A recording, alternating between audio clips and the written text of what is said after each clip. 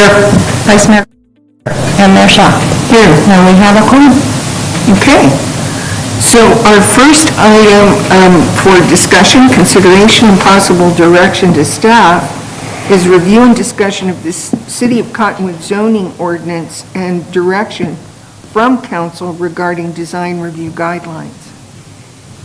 Thank you, Madam Mayor, Council. I'm Tina Hayden with Community Development, presenting on our design guidelines discussion. Just delving right into it, our purpose for being here tonight is that the state enacted House Bill 2447, which requires that the city adopt an ordinance to allow for administrative approval based on objective standards without a public hearing.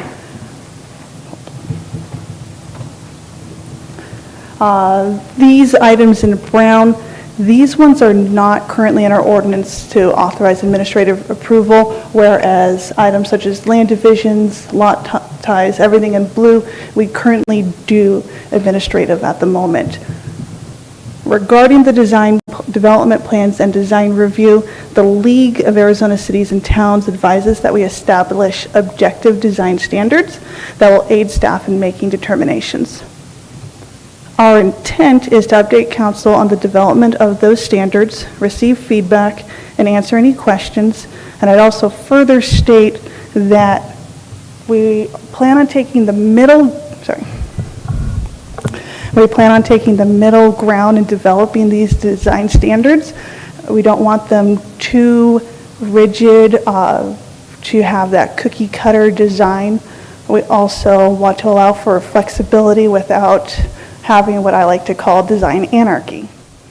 We want to know what the council's stance is. Do they support that middle ground approach, or do you want us to have more flexibility or more rigidity? And I have visuals to help aid you in what that difference is. Our anticipated timeline, House Bill 2447 becomes effective at the end of this year. We've consulted with legal as the document doesn't specifically state when we have to have an ordinance in effect. Legal has determined that as long as we're acting in good faith, we remain compliant with state law. I would say before this date, we have taken this item to our Planning and Zoning Commission. I think we've had about 2 discussions the last couple of months, and then this is our timeline going forward. We have our work session tonight. We intend to take the results of this meeting back to the Planning and Zoning Commission for discussion on the 15th. On January 26th, we expect to have a text amendment and a public hearing with the Commission. On February 17th, we turn that around, bring that to Council for public hearing and possible adoption. And then on March 19th, we would expect that everything would be in effect for staff to start the administrative approvals. In the attachment in the report, the League does define objective standards, and we'd also like to say on the inverse, we have that definition for vague. That is what we have in our zoning ordinances, vague guidelines. We want to transition to objective guidelines. This allows for staff to make predictable, defensible decisions. Do you mind if I ask a question? I don't want to interrupt you. By who or what standard are the guidelines vague? And who decided they were vague? If you would, I have examples. Okay. Verbatim from our code. And then we can also have legal, really drive home how those examples are vague, if you'd like. Before I go into those examples, I just want to round out that our goal is we have 3 objective standards types that we'd want to employ. They're indicated in that attachment that you have. The first one is creating those yes/no measures. Does this development meet or does not meet our standards? The second is counts and measures. This is where we indicate specific measurements, specific quantities. Are those indicated in the development? And the last one is listing out standards. We would require that a developer meet at least 3 items and they can pick and choose from any number of items that we have. That allows for some flexibility in design. And then going into the vague design guidelines, we have called out in our section 304 design criteria here, we've called out proportion and architectural details. And this wording just says it shall include balanced and harmonious proportions. Then additionally for architectural details, it says shall be visually compatible with surrounding buildings and structures. Councilmember Marks, did you need some more clarification from legal on how? Okay. These visual examples, these are, I don't believe are in the city of Cottonwood, but if someone were to bring these designs to us, we have no standing to deny them. And you can argue that they have architectural details such as doors, windows, and eaves here, and they are proportional. And, it does show a bit of balance in that design. However, I don't know if anyone else sees it. I see a howling coyote. Well, yeah. I don't think I care to discuss what I see. Yeah. We'll just say that beauty is in the eye of the beholder, and that's very subjective. We want to get to the objective standards, yes, no, check boxes. Everything right now is grandfathered in, I assume.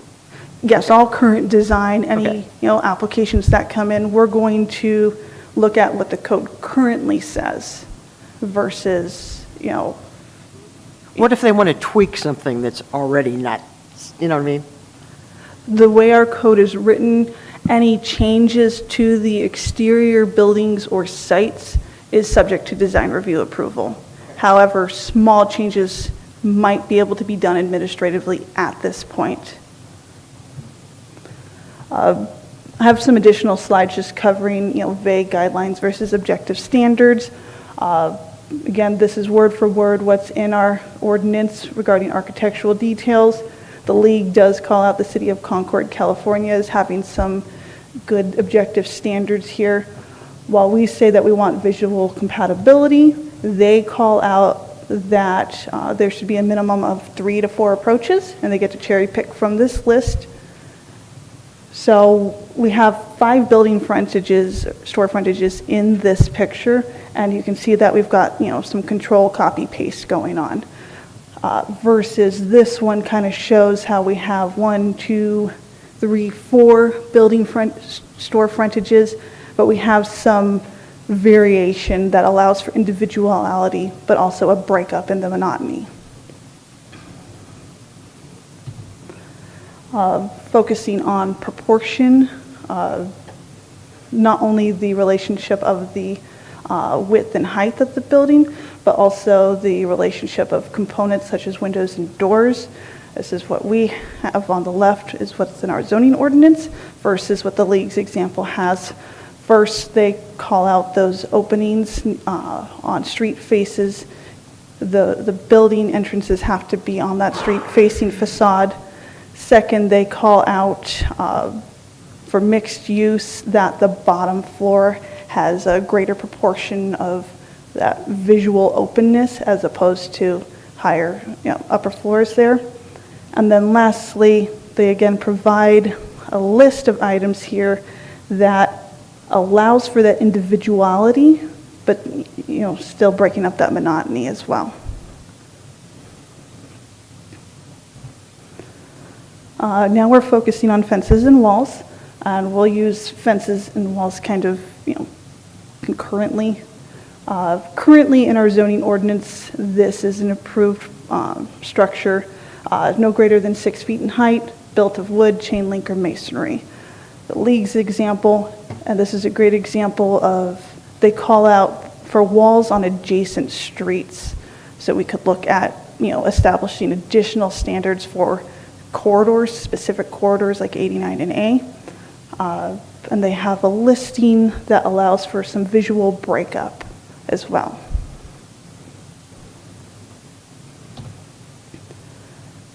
And this is just an idea of what we have been working on regarding access. So it's vague and says it shall be designed to promote safety and convenience.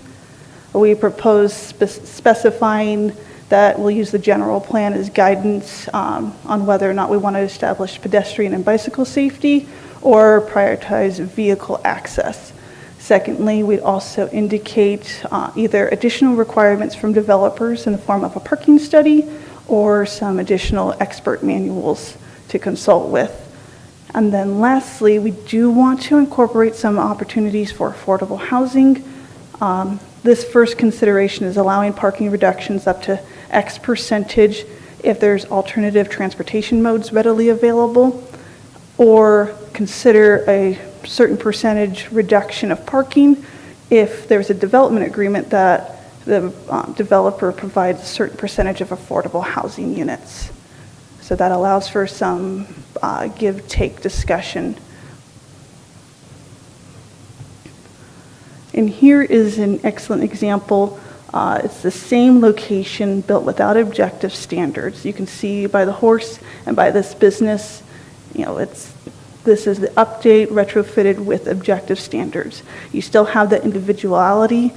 Proportions are, compatible, color palettes compatible. So this is where our objective standards, going at that middle ground, can take us from here to here. We really do want to take that middle ground approach because we understand there is a balancing act. We want to support that administrative decision-making while also being open for business. We want to establish character and design for Cottonwood, but not create standards that are overly obnoxious. We want to prioritize health and safety and economic development, also understanding that we can have affordable housing based on our area median index, and understanding that market rate can be affordable. And here's an excellent example of that balancing act. McDonald's has their own typical design that they would implement.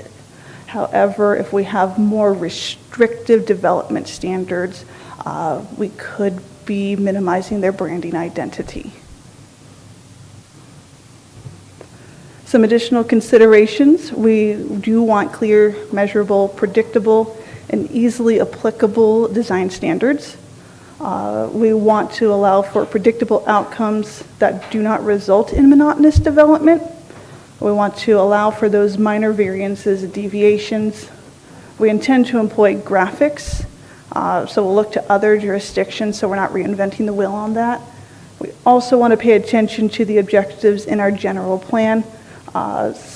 For the neighborhood commercial areas, they do call out low visibility parking lots and drive-throughs, promotion of pedestrian and bicycle traffic over that vehicular access, landscaping along corridors, and then also allowing for development while preserving our key natural resources. So in closing, our intent is we'd like to know if you want more rigid design, the standards that are going to incorporate unifying design aspects, cookie cutter design.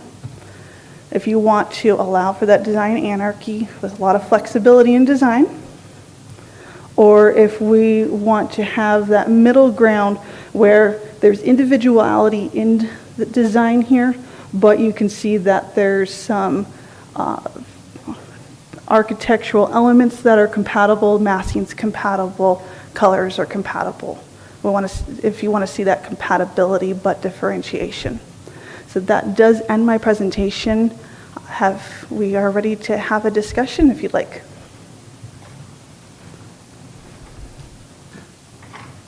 I'm all for the middle of the ground. I don't care for these other two pictures myself. I like the individuality of it, and I think that's what we need to shoot for.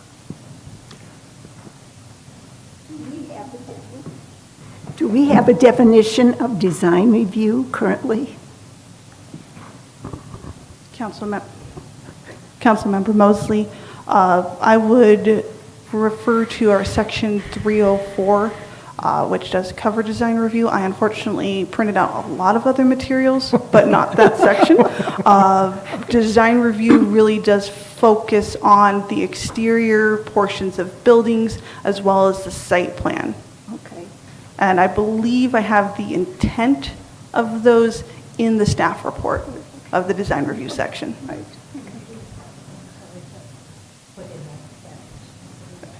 The league does encourage us to put in a definition, so if it's not currently in the ordinance, we will look to do that. Okay, very good.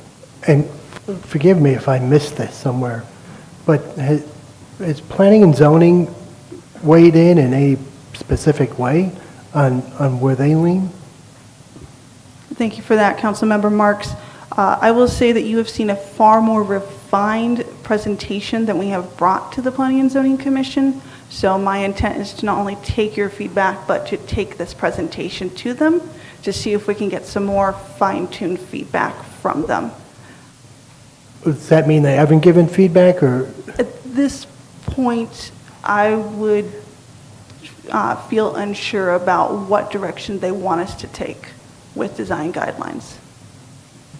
And so I would definitely do want to bring this back to discussion next Monday to also gauge their input and also inform them of what you guys say. Mr. Marks, Mayor, members of council, I think it would also be appropriate, depending on the discussion, to make recommendations that the P&Z review certain matters and that sort of thing.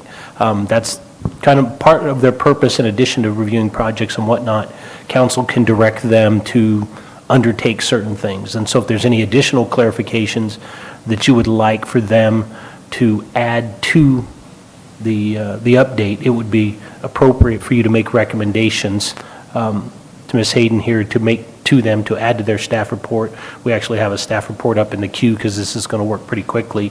And so any recommendations that you have or any requests that you have of the Planning and Zoning Commission, it would be appropriate for us to include that in their staff report so that it tasks them with doing those certain things that you might want them to review specifically.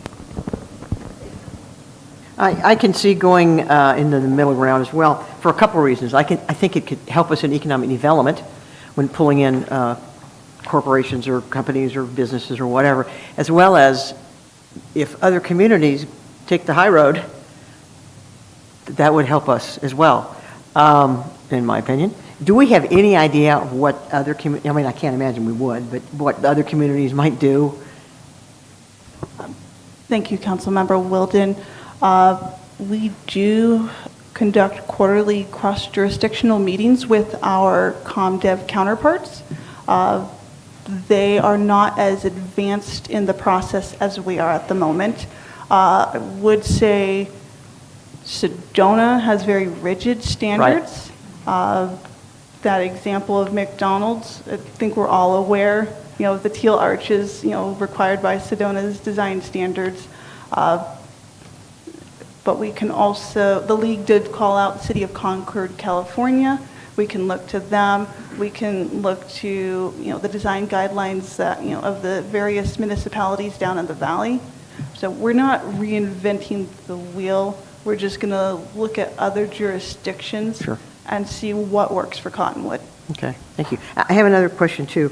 How would this affect, excuse me, how would this affect the business of the buildings that are already in works that may not be completed until after, say, March? Thank you for that, Councilmember Wilden. I think we would look at when they submitted their development plans. Additionally, at this point, since we don't have an ordinance in effect until anticipated March, we would look to the applicants and ask them, do you want to go to the Planning and Zoning Commission and be subject to the code currently at this time, or do you want to wait until we have our design guidelines in effect? That may affect the development of your project. So I'm in support of the middle of the road approach, as you've proposed. And was there a slide on the timeline, the process and the time? Can you go back to that? Definitely. I'm just thinking about what our city manager recommended and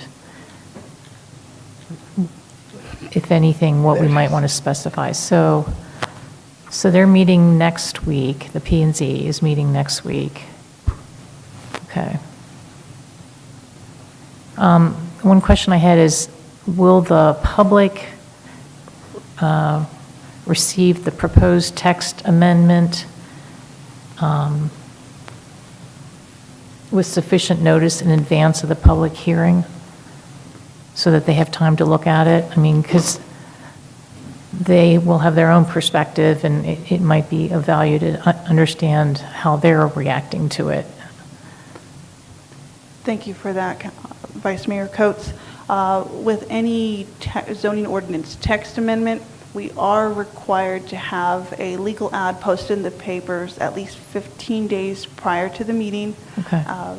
And then we would look to update our City of Cottonwood, our webpage, to have that available prior to the packet going out. And so they would have that information 15 days prior to the Planning and Zoning Commission meeting, as well as to the council meeting. Got it. Thank you. Could we go back to your very first slide with the intent? Yes, back to the first slide. All right.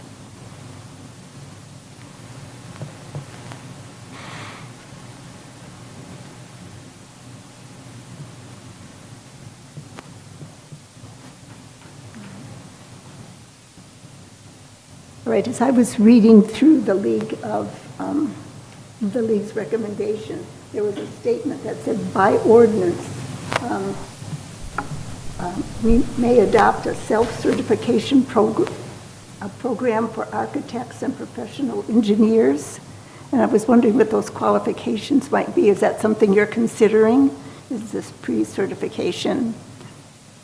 Thank you for that question, Councilmember Mosley.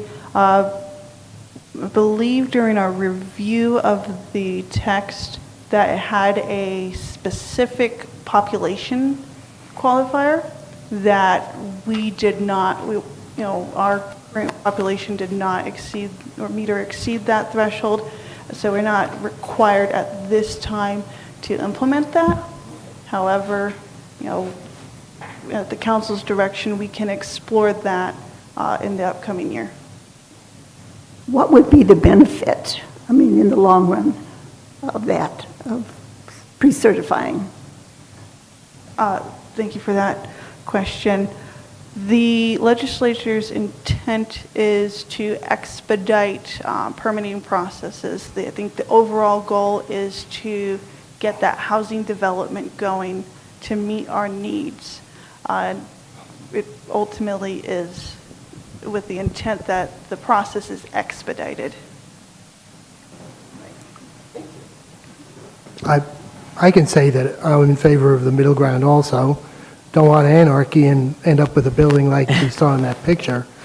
And don't want rigid guidelines that, where we become a city of, East German block housing. Can you go back to the timeline? So when you talk about the text amendment are the updated design guidelines. Is that correct? Yes, Councilmember Marks. I believe we're bringing a text amendment to Section 304 design guidelines. We are doing a amendment to our division zoning ordinance. And then we also are, by resolution, I'm sorry, the mic keeps going out. By resolution, we are looking to adopt a separate design guidelines document with the intent that we will establish procedures for administrative changes versus changes that we bring to the commission and council. So just so I understand this, January 26th, the Planning and Zoning Commission public hearing on the amendment, and there's a 15-day notice period. Is that correct? Does that mean that these design guidelines need to be done by the 11th of January? Is that correct? Councilmember Marks, the guidelines themselves do not need to be done, just the legal posting. As far as getting that done, we'd like to have a 90% draft posted online, and then maybe implement some additional changes. We forgot a comma here, we want to pluralize this word here, and bring that to the commission on the 26th.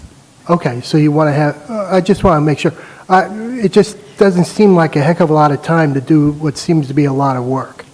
Mayor and council, yes, the full design guidelines, that's a heavy lift. And if you looked at Concords or other people that have that, they even have separate design guidelines for different categories, some for residential, some for commercial.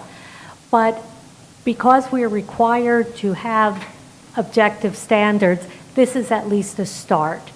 We don't want to not have anything in place and just our vague standards we have now. Okay. It would be unfair to the applicant. They wouldn't know how to design it, and we wouldn't be able to objectively review it. So we understand that. The full design guidelines, our ideal wish list, probably will be edited and come at a later date. But we don't want to be abusive and take too much time, as it does go into effect 12/31/2025. So you'll have to be a little agile, it sounds like, with builders in this interim period, in terms of design guidelines. Yes, that is correct. We certainly don't want what we have today, so we're working very hard to get some objective standards. Okay. By chance, is there any community in Arizona that is exempt from this? Thank you for that, Councilmember Wilden. I am not aware of that. I don't know if our legal counsel is aware. Mayor and council, the exemption would be for historic properties, and then generally people who are exempt by default of not having a design review at all. There are certain communities, even in this community nearby, that don't have a design review process, and so they don't need additional objective standards.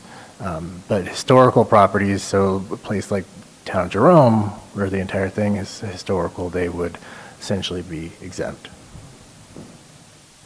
So some communities that don't have design review, they can just do what they want? No, it's not that they don't have design review, so currently they already have some form of objective standard built into their code where they don't require a design review. At some point in their policy-making process, they decided we're just going to require these things and people are free to do what they like, but they have initially set it up such that it is like an objective design standard and doesn't require additional design review or at least any interpretation.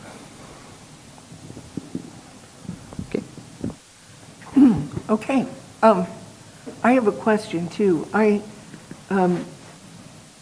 really was interested in what the suggestions from the League of Cities and Towns, and I think in the final analysis, too, they were interested in preserving a level of flexibility in the objective standards, and that makes sense to me. I don't see any reason why we would want to go to something extremely rigid, because that's not precisely what objectivity should do. I don't think that's its intent. But my question is, they gave examples of different types of ways to quantify the objectivity, yes or no, counts and measurements, ratios and calculations, lists, scorecards, benchmarks and performance measures.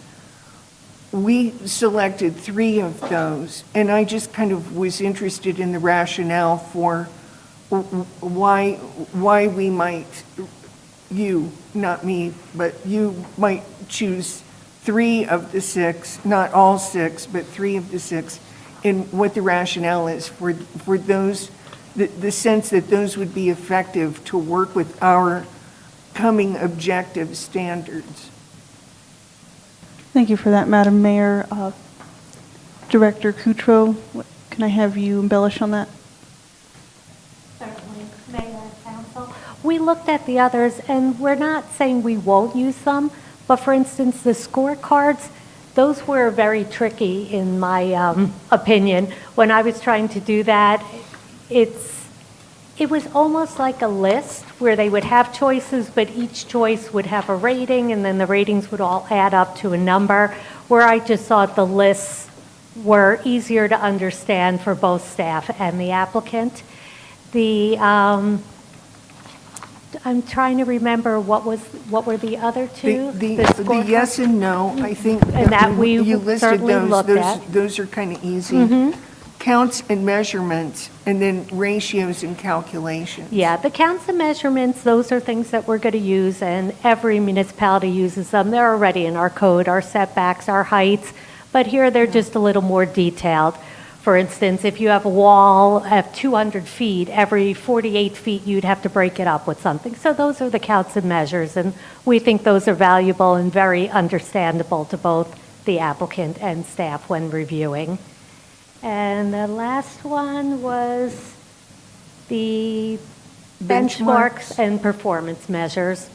Again, those are something that we'll look at, but we just thought the three that we called out were the easiest to explain to council, and therefore probably the easiest to explain to our applicants as well.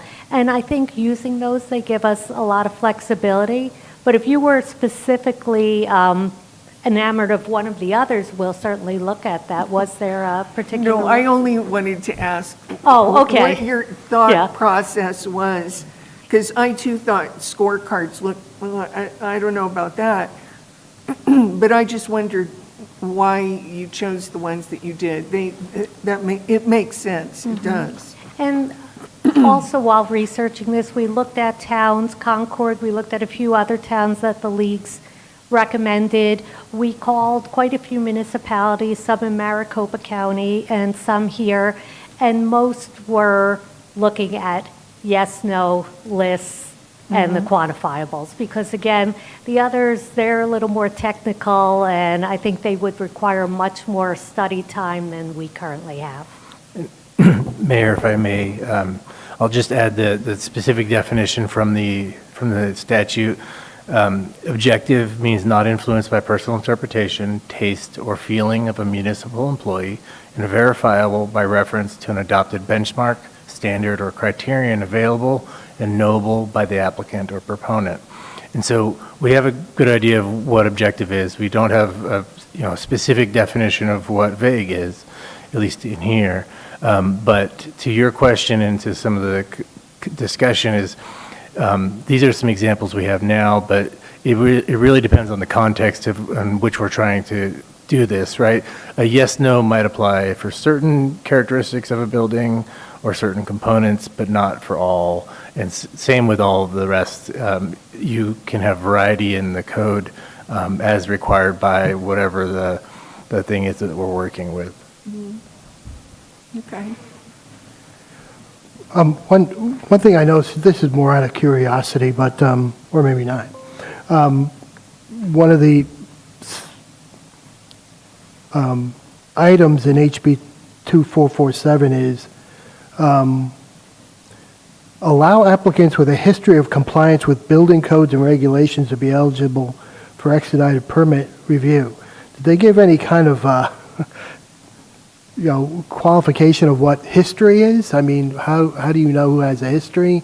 I mean, is it just they've gone through the process once before and they were in compliance, or is there a certain number of times, or?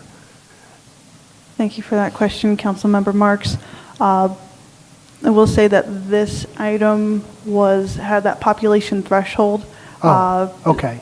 But when the league was, when this was processing, through the House and Senate, we were taking a look at what that meant for us, looking more if there's any code compliance cases or code enforcement cases. We did start discussing that, but because of that population threshold, we discontinued that discussion. So there's no option for us Like for an Eric Jurison who's, you know, If I could interject real quick, I don't believe there's a population threshold for that one. What we are seeing, though, is the legislators introducing ambiguity into something that they're trying to make less ambiguous. They don't provide a definition of history or anything. They basically give that up to us to determine. But what would be guiding after we determine it is generally we have to require the same thing of all applicants. So whatever we use to determine a history and to provide that leash to people is something that we would want to use consistently. Yeah, I was kind of wondering about that too. If a builder is known in the state of Arizona, can they kind of skirt around some of this and say, well, you know who I am, so here's what we do, here's what we always do the same things, and expedite the process because of the fact that they are a known quantity. Mayor, they certainly could ask, and likely will. Saying, no, that doesn't work that way. But it's up to us and the city and staff to have some formal process for that. At least that'd be the interest of the city to have, here's when we do that and how we do that. Yeah, all right. Mayor, council, if I can add also, I think part of the intent, not that the legislature always achieves their intent, was to minimize delays in development and that sort of thing. To have that. From a staff perspective, it's wonderful to have whatever the final product is that they can hang their hat on. When they, obviously, we want to get development going. Ms. Hayden mentioned it, we're open for business, and so they want to expedite those reviews consistent with the guidelines that we have and move it forward. Where the public would think that we love the opportunity to say yes and no to certain projects based on our whim. Quite frankly, we don't want that. The less opportunity we have to make a judgment call, the easier it makes our job, and that's somewhat the purpose of this legislation. It's evident to me that a lot of thought and energy is going into this effort, and you'll come out with a good revised text.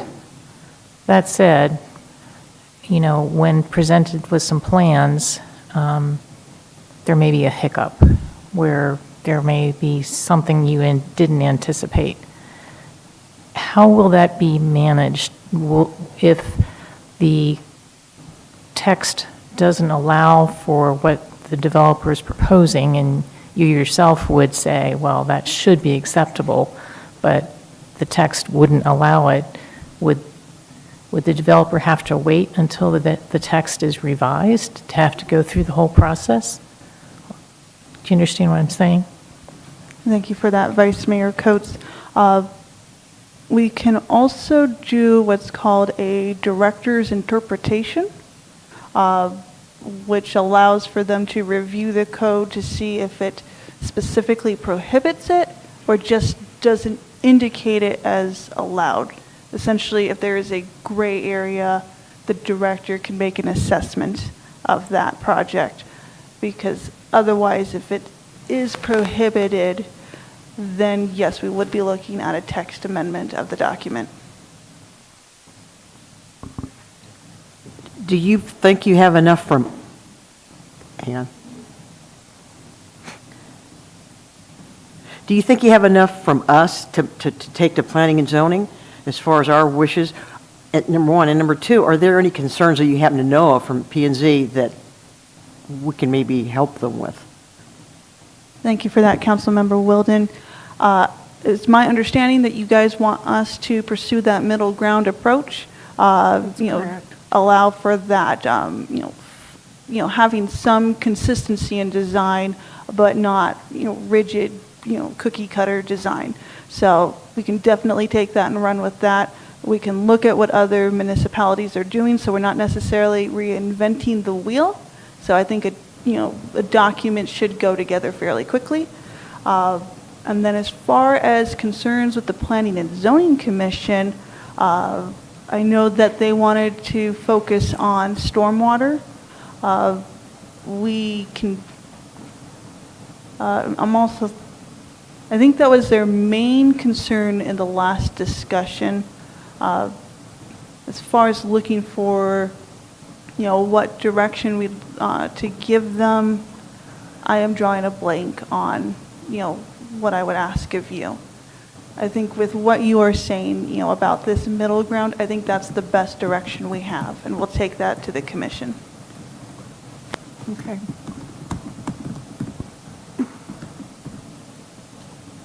Anything else?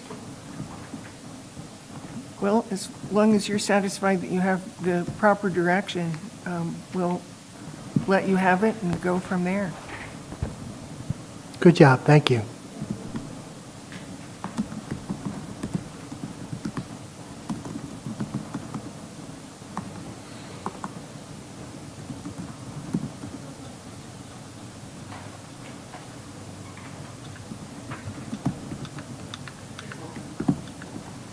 Okay, so next we have Ms. Lennon discussing the outside agency funding program, past awards and direction to staff, about the current year awards and the future of the outside agency funding program. Good evening, Mayor and Council. I'm Kirsten Lennon, the Financial Services Director. I just liked the picture, so I left it up there for a minute. In case you weren't hungry before, you might be hungry now. Hope you had dinner before you came. So tonight, we have before you a discussion about the outside agency funding program. We had brought the outside agency awards to council in, I wrote down the date, back in October, and there was some discussion about awarding the remaining funds.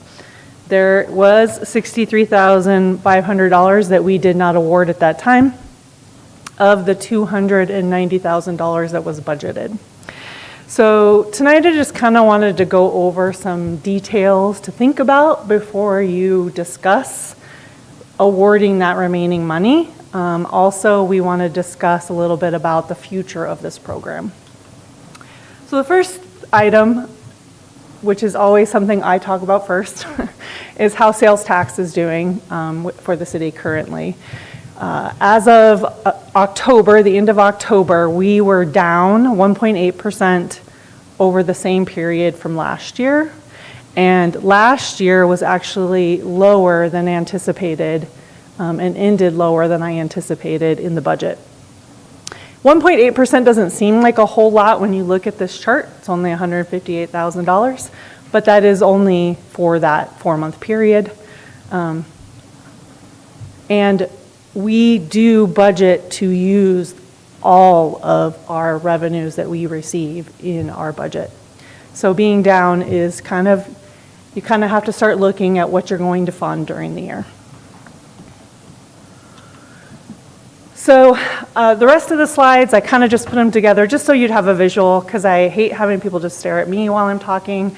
So I figured I would put some numbers up there so at least there's something on the screen. So in 2019, during budget process, it was discussed to change the Building Community Grants program, which was a grant program that had $15,000 budgeted, that was allocated some years and some years it was not. It just depended on whether at the time of budget we determined that we had those funds available. And in that same year, we started discussing combining some of the funding that we gave to nonprofit agencies. At that time, we were giving $55,000 to the senior center. We were doing money to the Old Town Association for $10,000, and we were giving money to the Old Town Center for the Arts of $20,000. And every year they would come with those requests, and we would put them in the budget as line items.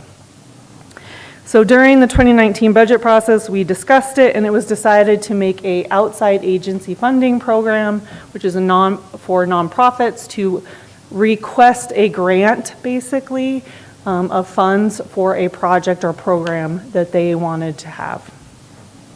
And we combined all those funds, the building community grants, all those things, to get to the $100,000 that we made for the program originally.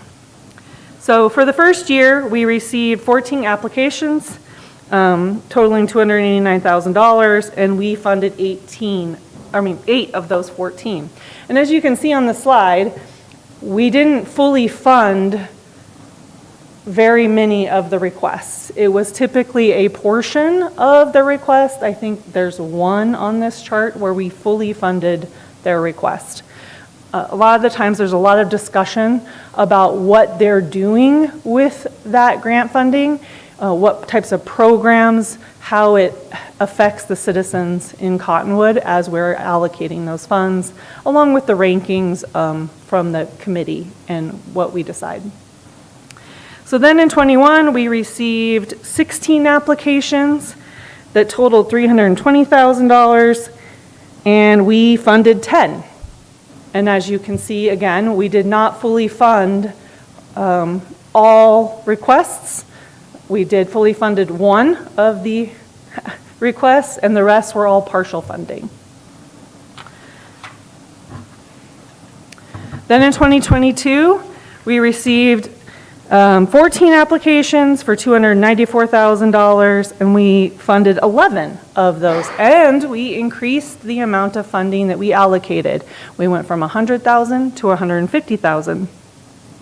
And again, we fully funded 3 of the requests on that, 4. Ooh, we were generous that year. 4 of the requests that year, and then partially funded the remainder. Then in 2023, we again had $150,000. We received 14 applications, and we funded 10.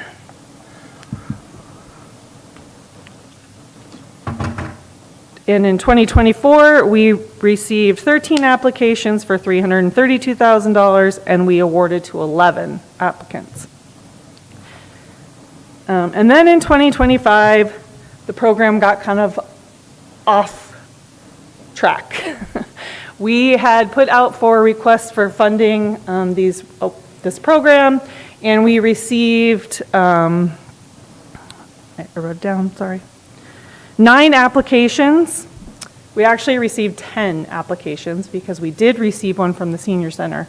But before we brought the award to council, council met, and during a council meeting, one of the council members suggested that we move the senior center back to a line item in the budget. And because the chamber had requested $110,000, said, let's fund them at $110,000. In previous years, we had never given $110,000 to the senior center. It was double what we normally gave them. So then we had a line item of $110,000 for the senior center, and so that left $180,000 in the outside agency funding, because we'd increased it for that year, to be awarded. So we were able to award to everyone that requested, because of the dollar value of the funding, and that we had only received 9 applications, excluding the senior center. We did not fully fund very many of the programs, more programs in that year than ever, because of the fact that we had $180,000 and only 9 applications. So then move on to 26. And we came to you and said, how do you want to handle the senior center? Do we want to put it back into the program? We want to leave it separate? What do we want to do? How much funding do we want to allocate for this? It was discussed. It was decided, well, let's have them apply again, but let's increase it to $290,000. And then we did that, and then we brought back to you the suggested awards. And as we all know, we didn't fund everybody. We did look at every single request, and the committee discussed it and decided that this was the correct allocation. We had many discussions about the senior center, and should we fully fund the 110, or should we go back to what they were getting prior to them becoming a line item? So there was really a lot of discussion in this, making up this chart for outside agency funding. So really the question came up, do we have to award all the money? No. Can we? Yes. It is solely up to council to make that determination if they'd like to.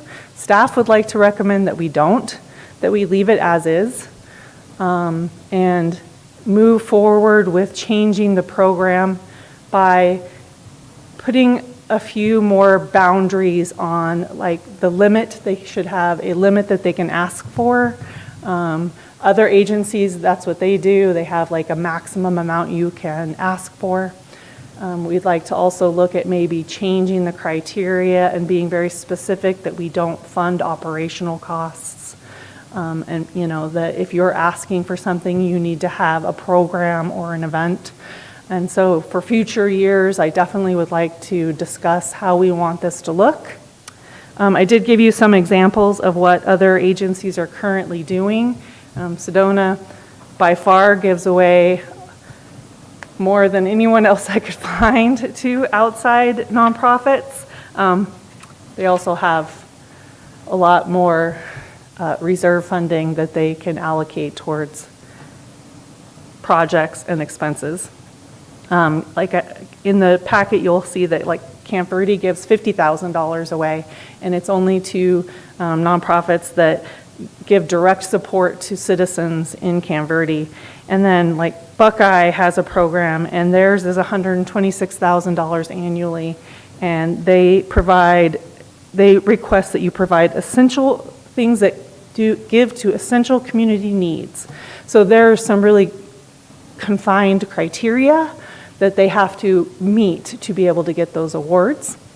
And with that, I will quit talking and let you ask questions and discuss and decide what you would like to do with this program moving forward, and if you would want to allocate the remaining $63,000, or if you would like to just leave the awards as they were originally adopted. Well, let me jump in. Jump in. Because I love budgets. I love I love budgets. talking about the budgets. Our budget process is about to kick off. It is. And this is a good time to talk about, you know, real money, not just statutorily required budget, you know, numbers, but actual money. I appreciate the work that you put into this, Ms. Lennon, and I appreciate your recommendations. Some stubby pencil work that I did, I may be a little bit off, but I think I'm going to be close. If you take a look at our transaction privilege tax collections between 2022 and 2025,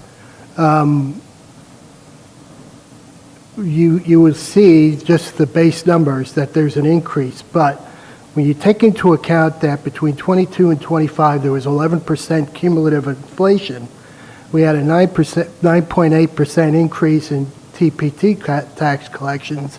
Adjusted for inflation, they have decreased.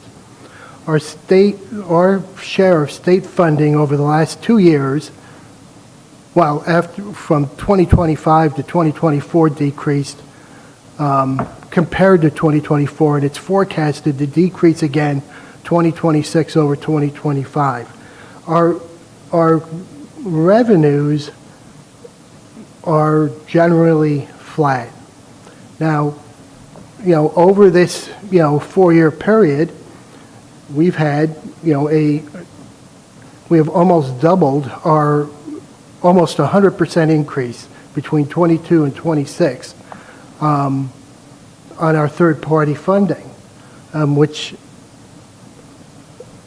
it's not, you know, it's counterintuitive to the trend of our, you know, the revenues that we're collecting. It's our budget for this year and what we're scheduled to give now is higher than 2 cities with populations that are 9 times that of Cottonwood, and higher than another city that is 22 times the population of Cottonwood. This is, we've really, as we move forward with the budget process, this is an opportunity for us to really get our expenditures in line with, you know, what's going on with our revenues. If, I don't know if when you talk to our state lobbyists with high ground. But they're not very bullish on, state funding. It just, in the future, it kind of reminds me of, my relationship with my parents when I was a teenager. I knew they loved me, but I also knew I wasn't going to get much money out of them.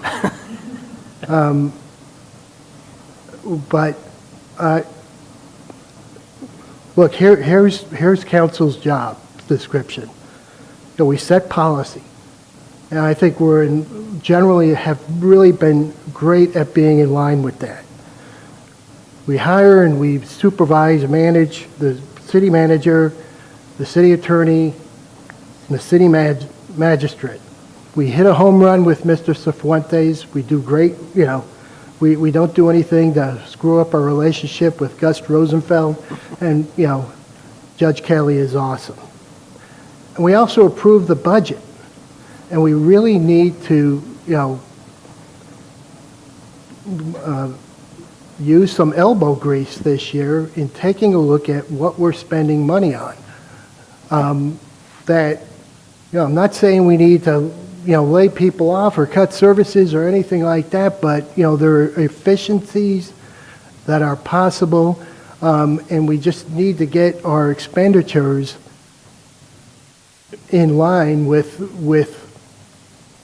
we just need the smart budget this year. Not that I don't want to give the impression that we haven't done in the past. Ms. Lennon does an outstanding job. But I think, I just wanted to give that background that, the realities of what are happening with our revenues. That's why I just make a big deal about finding ways to increase our revenues, because they're not really increasing. So I am, number one, I'm in favor of putting that money back into the general fund. You talk to any department head and say, I've got $63,000 you can use. My over-under for how much time it would take for them to come up with something is 10 minutes. I'd go with the under. So I'm in favor of putting that money back into the general fund, and I would like to take a look at this line item as a whole and getting it and potentially reducing it so that it's more in line with, that it's so that it's more realistic. And this has nothing to do with need, obviously. I wish we had, Sedona's money where we can, give everything that everybody asks for. It would be wonderful. But there are other revenue, there are other funding sources, just like the city has to go out and find other revenue sources.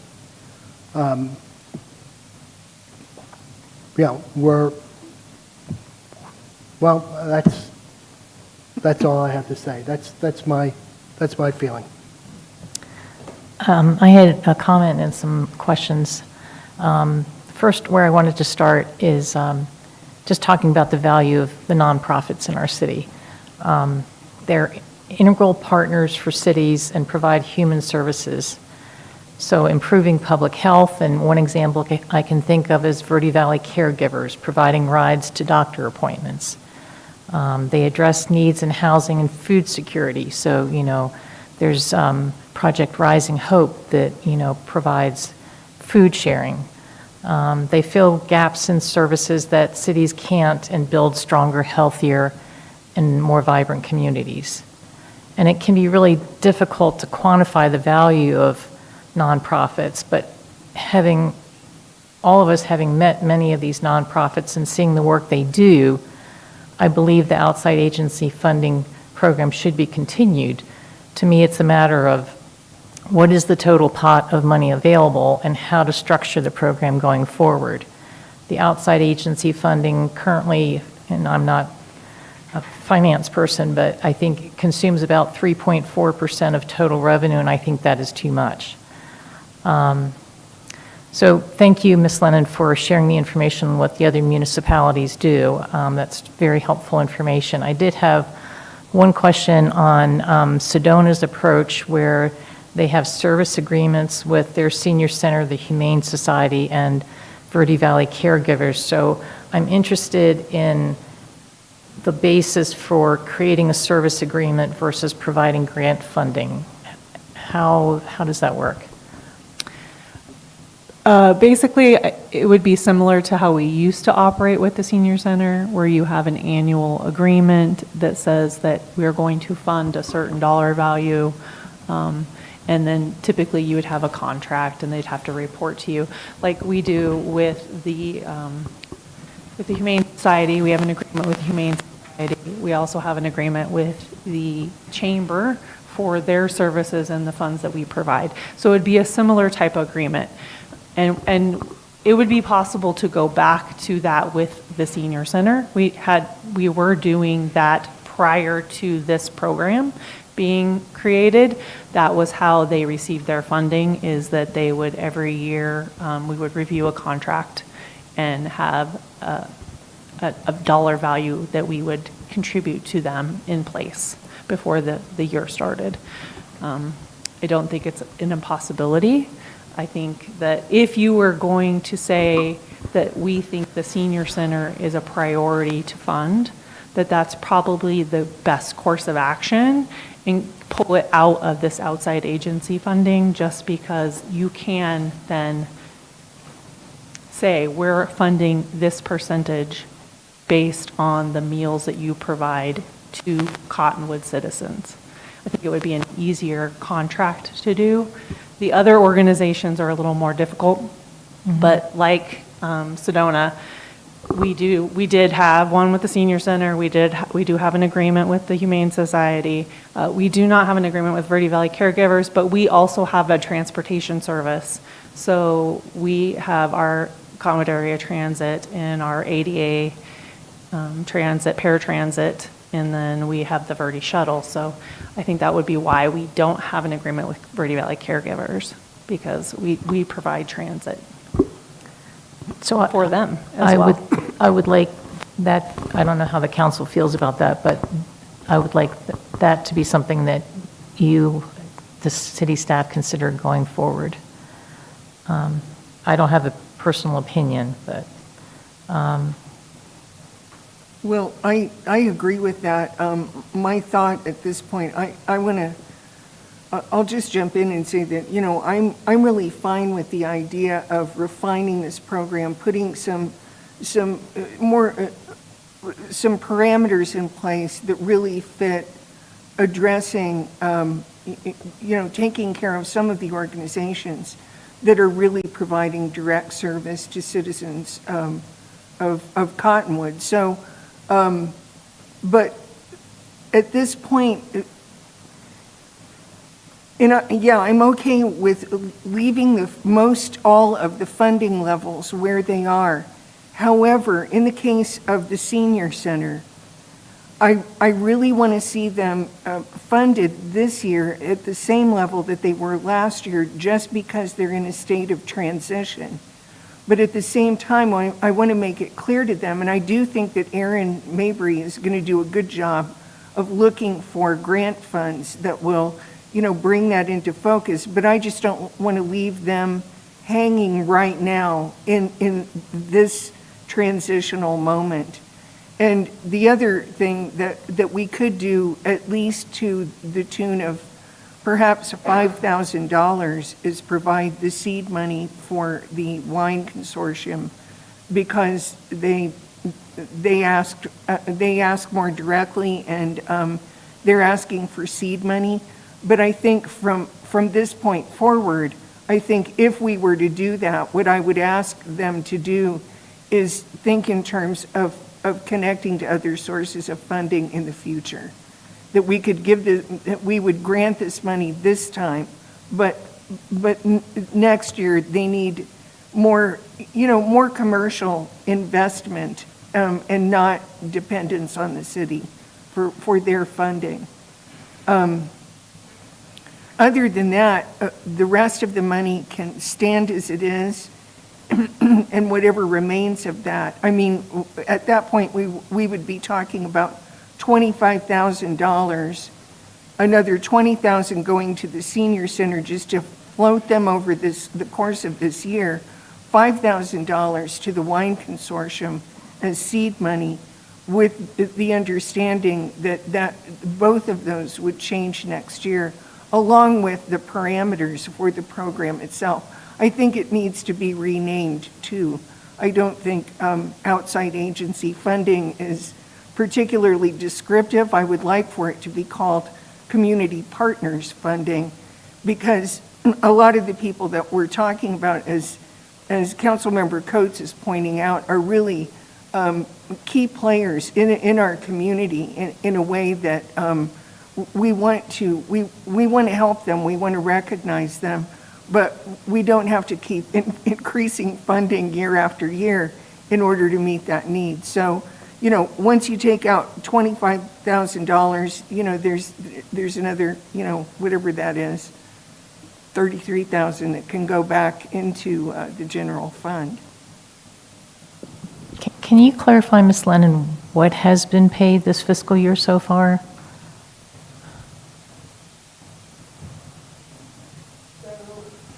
Maybe not, yes, okay. So the last column there for 2026 is what was awarded to the different funds, and then we have agreements with them, and they bill quarterly. So we have paid for the first quarter of 2026 in October, late October. As soon as it was approved, we sent out the agreements to them, and they signed them, and then they all invoiced us for those amounts. So they've billed us for a quarter of that amount, and then we'll receive another invoice probably towards the end of December. I am fully supportive of your plans, and I am also fully supportive in what Bob said, and putting the $63,000 plus back into the general fund. And for his reasons, as well as some of he's already mentioned, but our economy is questionable, state funding is questionable, our resources and funding has gone down. So it's Christmas, but I don't think it's in the best interest of our residents to continue to give more than possibly we may take in rationally. The pros are we have now hired High Ground as well as Nexus to do state funding and federal funding, plus we're now looking at more grants internally, and we have the ability now to do that. So I'm looking at ROI, return on investment. I think we have a better chance of, maybe not immediately, but getting more funding for these organizations, helping them get more funding. Let's put it that way. So that's my reasoning. And absolutely, it's normal for a grant not to pay administrative fees, payroll at all. And also, I'm a big believer we've got to keep serving Cottonwood residents, not other residents, if you get my drift. I agree that we should put that 63,000 back. I got to be really careful here because I'm involved in a lot of, or at least in one of these things. Personally, I think there should be a cap on this whole, right now calling it the outside agency funding. I think there should be a cap, and I think there should be a priority. You know, feeding our community, housing those that may need it. I'm not real big on the wine consortium because personally I think they make enough money that they probably can do their seed money themselves.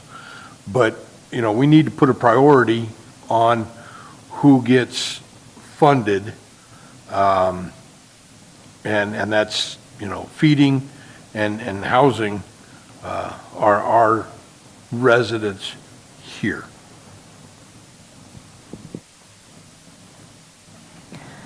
Right, I too agree that or feel like we should put the remaining $63,500 back into the budget. I want to recognize the team that made these decisions. They worked within whatever guidelines they had, and I certainly want to see, as the mayor said, this process refined and just with some real definite guidelines, maybe specific projects rather than just, like you mentioned, operational costs. I remember at one time the Humane Society needed a dryer, a big dryer, and I guess it ended up, after they got the dryer or the washer, whatever it is, then they had to buy a new water heater to make it work. But those kinds of guidelines, just a specific project that they would do. So I'm certainly in favor of continuing the project, but just refining it, and thank you. I'm also in agreement with putting the $63,500 back into the general fund.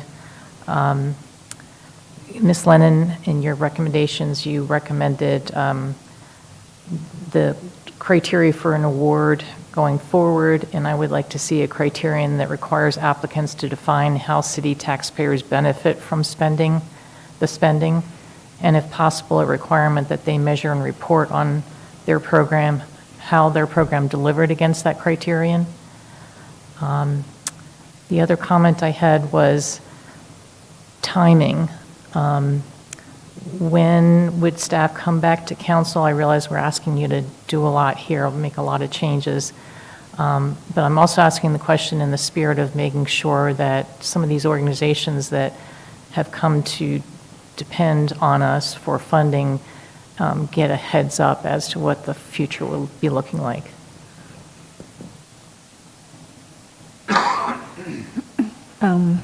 So I would say that we probably would bring it back as part of the budget process. We could develop the program and have it ready to go, and then when we are discussing the budget, we can look at, how much funding we can put into the budget, and then we could bring back the program, the funding, and everything during the budget process. So probably March, April timeframe. In past years, we have tried to get the grant out to the nonprofits around April or May timeframe so that they can apply, and we have the awards and we're bringing it to you before the fiscal year starts. But we have always tried to base the program off the strategic plan. And this last year, we didn't really have a fully developed strategic plan at that time. And so we kind of held off waiting to see what we would base the awards on. And so that was why it was so late this year and why it didn't come back to you for award until October.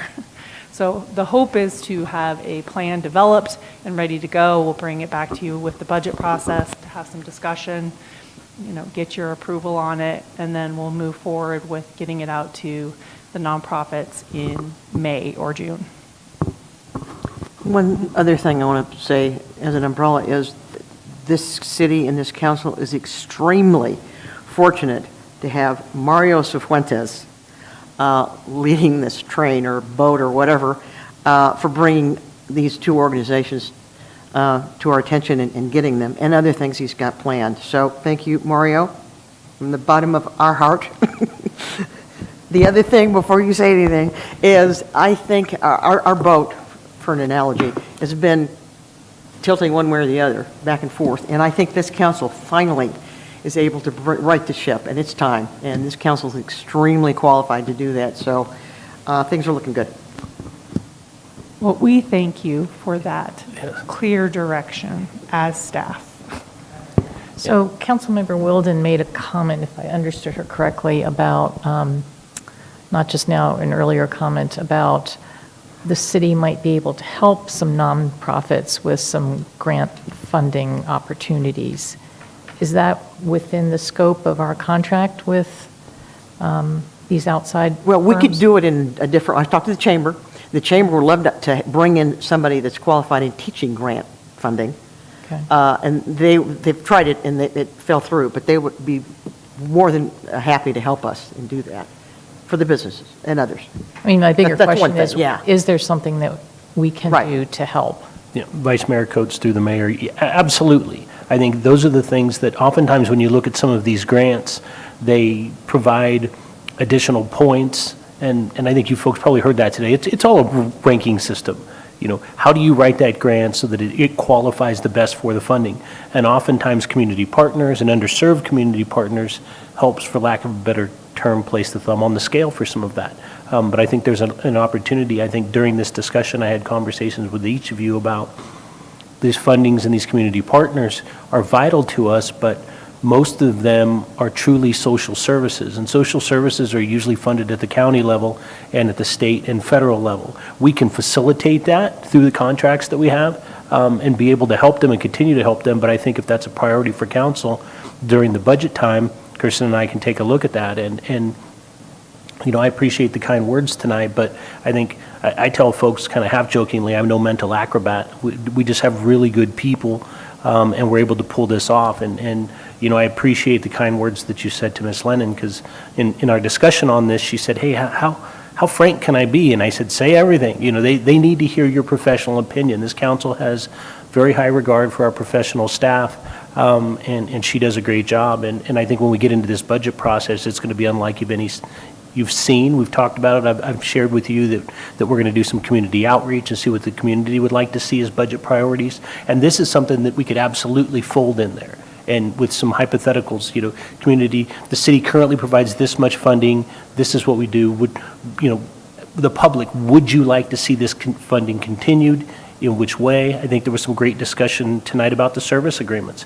I think those service agreements with the agency, specifically with the senior center, would allow us to sit down and discuss their funding for their Meals on Wheels program, how many directly benefit Cottonwood residents, what the total costs are, but it creates that additional transparency that we can show the public that we are funding our fair share for our residents and helping them to provide those care in addition to some of those other partner agencies. And as a result of that, too, we were talking about the fact that, that we feel that the county needs to step up and do some more funding for the Meals on Wheels program, just because of the percentage of people outside of the Cottonwood boundaries who Yes. are being served. Absolutely.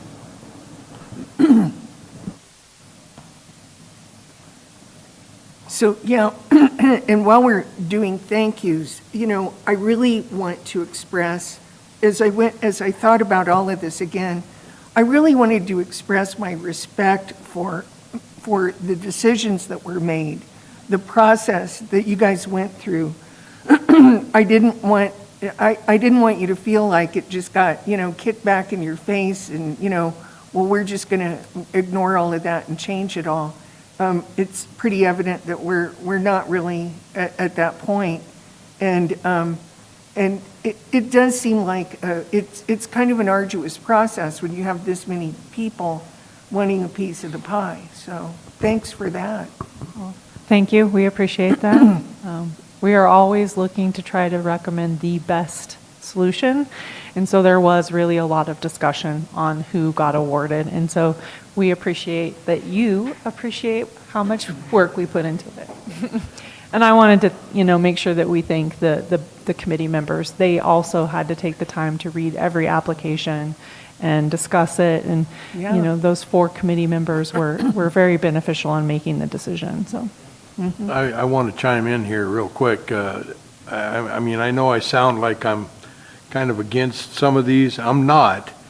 It's just I think we need to put a higher priority.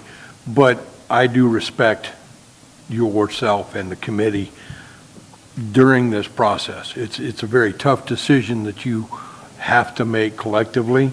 And I'll be honest, I don't think I could be on that committee to do that. I couldn't do it. So you guys do a fantastic job.